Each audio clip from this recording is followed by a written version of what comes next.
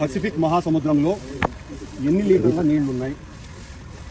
Nile నదిలో మొసళ్ల సంఖ్య ఎంత?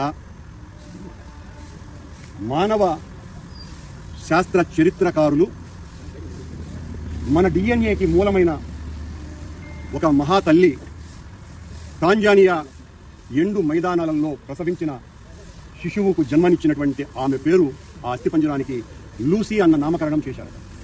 లూసీ వాళ్ళమ్మ పేరు ఏమి అని అడిగితే 1500 సంవత్సరాలుగా వెంకటేశ్వర స్వామిని దర్శించుకుని తలనీలాలిచ్చినటువంటి వాళ్ళు ఎంతమంది?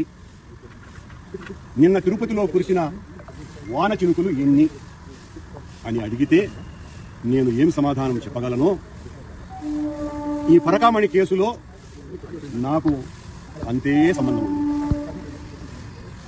డీజీ గారు నన్ను ప్రశ్నలు అడిగినారు, నేను వారికి సమాధానం ఇచ్చాను.